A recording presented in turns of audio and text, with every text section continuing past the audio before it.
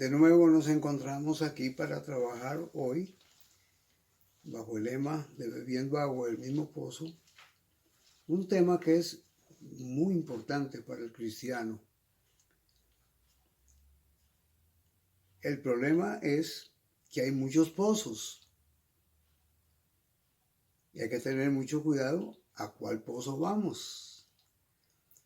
Porque en los últimos años, especialmente del 60 para acá,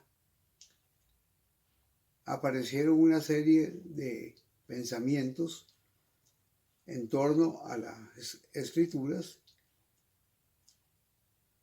que pareciera que tienen mucha razón.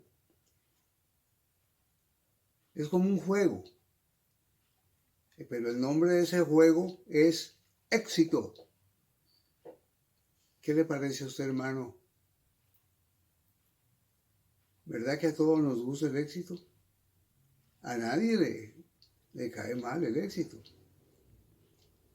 El éxito es muy importante.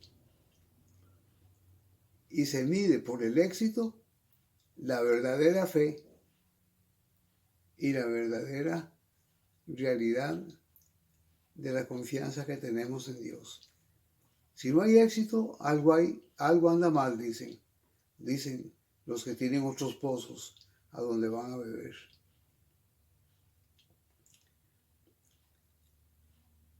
Hay un pensador que se llamó Roberto Schuller. Él llegó a decir estas palabras: no creo que se haya hecho nada en el nombre de Cristo y bajo la bandera del cristianismo que haya resultado más destructivo para la personalidad humana y por ende contraproducente para la empresa del Evangelio. El Evangelio es una empresa para ellos, que la estrategia frecuentemente cruda, grosera y anticristiana de intentar hacer consciente a la gente de su condición pecaminosa y perdida.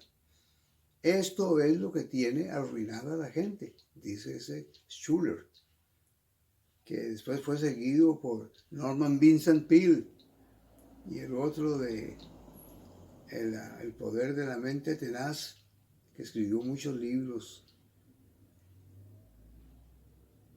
Y a la gente pues le encanta oír esa clase de evangelio.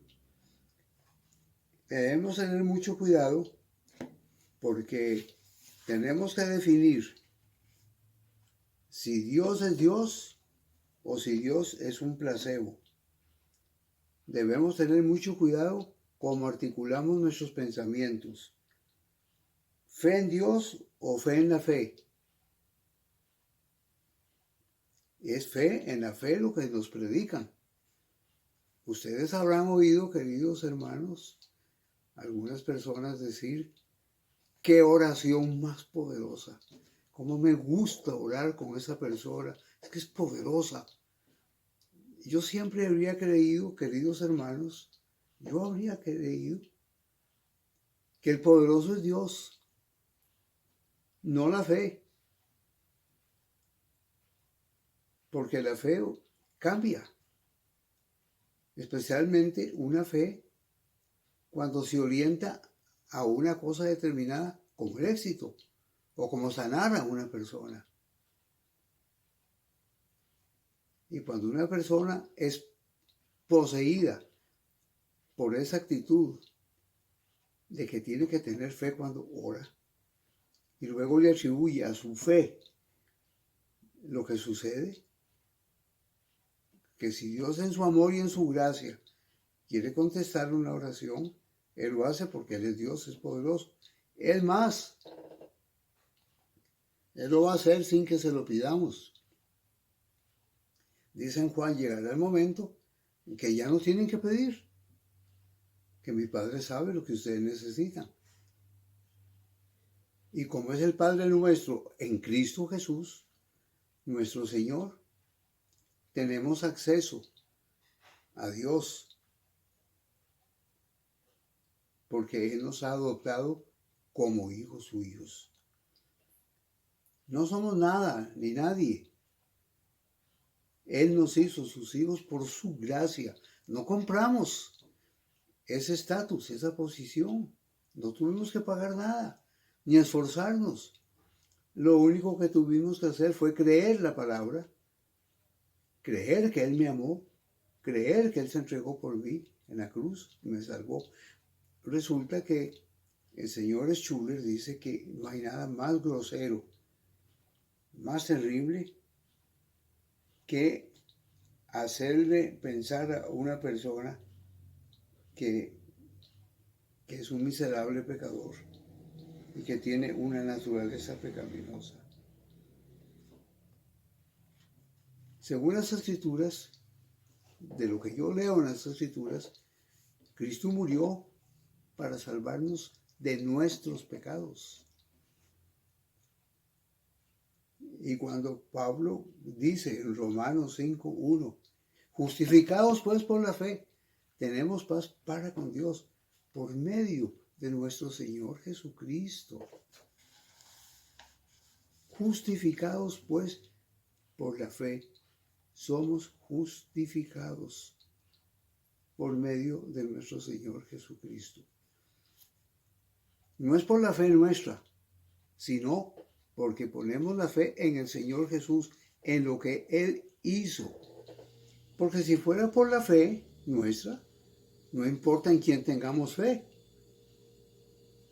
en X divinidad, en X poder, pero no es así. El sujeto de nuestra fe es Dios, es Jesucristo. Y ese sujeto también se convierte en un objeto. Él llega a ser la causa eficiente cuando creemos. En Él depositamos nuestra confianza. Entonces,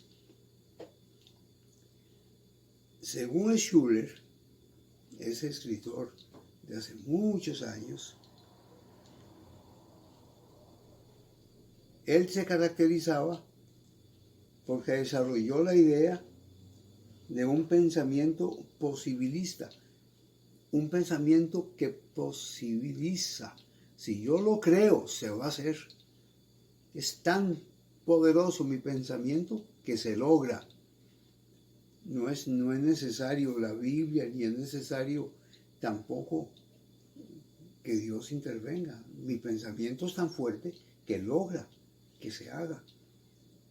Porque por ahí nos llevan, que la mente es poderosísima. Eso, unido a ciertas corrientes psicológicas, han creado una vida de posibilidades mediante el ejercicio de nuestra mente. Resulta que han aparecido una serie de libros, la serie grande de Norman Vincent Peale, que era pastor en una iglesia en los Estados Unidos. Él decía que cuando nos levantamos debemos realizar un pensamiento que queremos que se haga, que se cumpla en el día. Y si lo pensamos con firmeza, se va a realizar, porque somos lo que pensamos.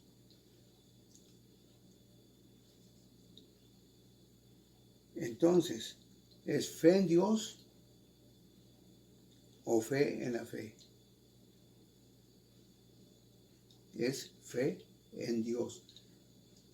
Y cuando oramos creyendo en Dios, dejamos a su santísima voluntad que se realice lo que le pedimos. Él sabrá si nos va a contestar o no en lo que le estamos pidiendo. Porque a veces pedimos cosas que no sabemos si son buenas o no. Dice en Santiago, pedís y no recibís porque pedís mal. Vuestra mente está alienada, vuestra mente está dividida. Y no saben ustedes lo que están pidiendo. Hay otros intereses por detrás. que no son exactamente los pensamientos que Jesucristo tenía cuando nos habla en el reino de los cielos. Y todas estas jerigonzas y pensamientos de la nueva era, de la hechicería moderna, porque al hombre le gusta vivir hechizado. Vive hechizado en el sentido de que cree que el éxito es todo en la vida. Y que si no tiene éxito es un desgraciado, que no vale nada. Y no se toman en cuenta muchas veces que hay causas intermedias. Si una persona es desperdiciada, está cargada de vicios y actúa mediante su naturaleza pecaminosa, muchas veces pierde lo que tiene y se le va. El cristiano ora según el Padre Nuestro, con esas palabras de Jesús: sea hecha tu voluntad.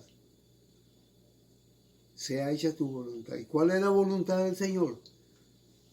Me preguntó el otro día un hermano: ¿cómo sé yo cuál es la voluntad? Si Él no me habla, yo no lo he oído. Y tenía mucha razón. Pero Jesús lo dijo.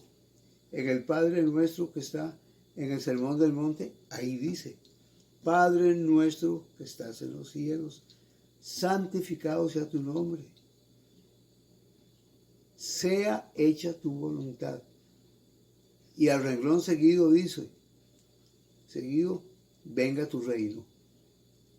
La voluntad de Dios es que su reino se establezca aquí, que lo empecemos a saborear. Pero, ¿cómo es eso? ¿Qué es el reino? ¿Es algún país, en algún lugar rico, donde prospera todo y vamos a estar prósperos? No. El reino de los cielos es la obra de Dios interiormente en nosotros. Ahí se gesta, ahí nace el deseo de agradar a Dios, de hacer su voluntad, que choca con la nuestra porque la voluntad nuestra no sabe qué escoger. Tiene la información correcta, pero no sabe cómo ejecutar esa información porque tiene una naturaleza pecaminosa que a Schuller le molestaba. Dice que eso enajena al hombre y al cristiano porque lo hace sentirse un miserable o como un gusano. Jamás. Al contrario, el reino de los cielos va en busca de crear esa imagen que se perdió en la caída para restaurarnos a la imagen del Señor. Y cuando venga el final, como dice Filipenses, que se establezca el reino de los cielos, dice que fuimos criados a la imagen del Señor. El propósito es ser criados a la imagen del Señor. Si se sale de ahí el propósito, hay algo que está mal, hay que revisarlo. Y esa imagen de Dios fue la santidad primitiva que el hombre tenía cuando fue hecho, cuando no se había rebelado contra Dios, pero que lamentablemente el hombre decidió por su voluntad apartarse de Dios. Esa voluntad quedó enajenada. Necesitamos decirle al Señor: venga a mi vida, que se cumpla tu voluntad, no la mía. Y Él nos va a guiar y nos va a dirigir sin ninguna duda. Hermanos, que Dios nos bendiga rica y abundantemente y nos ayude a entender esto. No es fe en la fe, es fe en Dios. Dios, el autor de la fe, que nos guía y nos dirige. Oremos unos por otros, oremos por los enfermos, oremos por los que necesitan oración, oremos por la hermana Miriam, la de Honduras, oremos por don Carlos Mata, del Paraíso, oremos por la hermana Carolina y los que estén enfermitos, oremos unos por otros. Que Dios nos bendiga a todos.